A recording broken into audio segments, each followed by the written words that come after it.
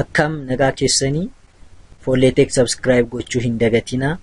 Kutaa darbee irratti environment RS Logics 500 laallee turre. Har'a immoo basic functionality of program keenya laallaa jechuudha. Kana jechuunis yeroo kam PLC programming keenya run ta'a yookaan immoo hojjetaa, akkamitti hojjetaa fi PLC controller emulatorin keenya akkamittiin instructionoota register godhaa yookaan immoo akkamittiin galmeessaa isa jedhu laallaa jechuudha.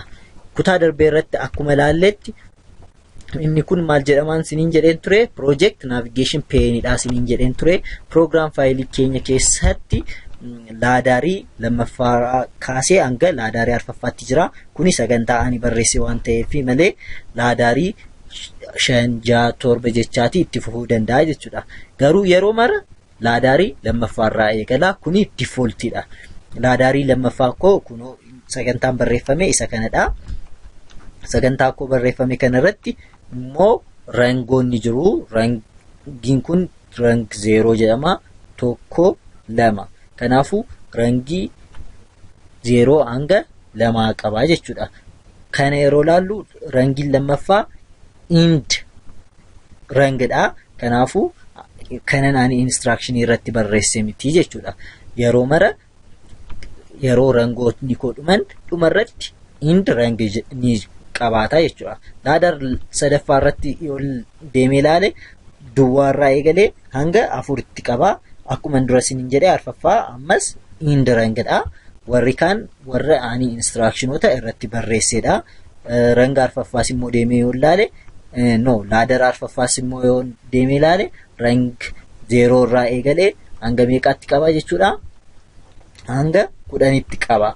Kana jechuun hanga 10tti qofa qabachuu danda'a jechuun miti. Isin dabalaatii deemuu dandeessu. Sagantaa ani barreessedha. Hanga 10tti kan qabu.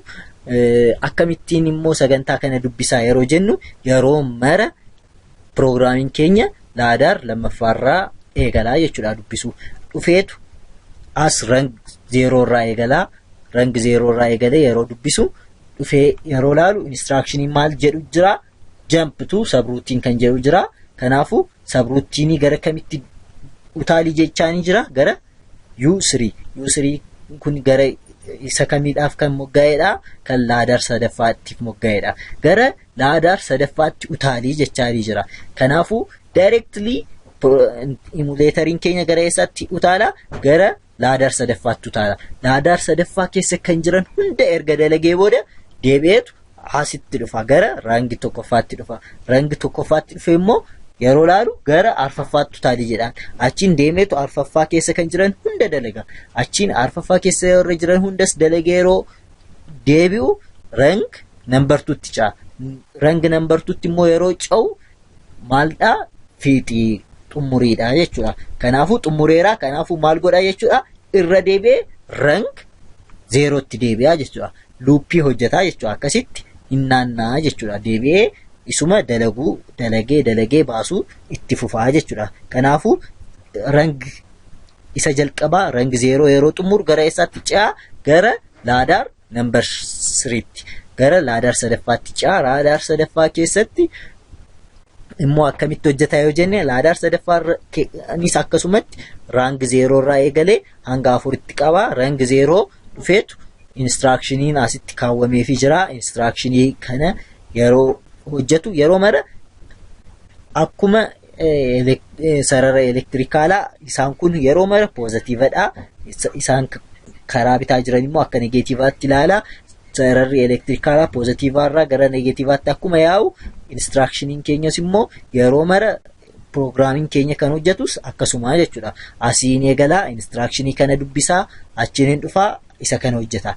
Yeroo kana xumuru gara rang tokkotti dhufaa, kaneen hojjetaa, achiin gara kanatti ce'aa, kaneen dubbisaa, achiin kaneen hojjetaa, instructionii kaneen dubbisaa, kaneen hojjetaa. Akkasitti erga hojjetee booda hunda isaa yeroo xumure arfaffaarratti indi jedhaan. Indi gaafa jedhu gara laadar lammaffaatti deebi'a.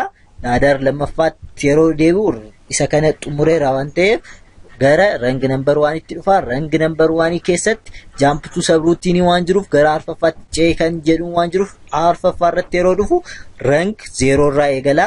Rank 0 irraa eegaleetu itti fufaa jechuudha.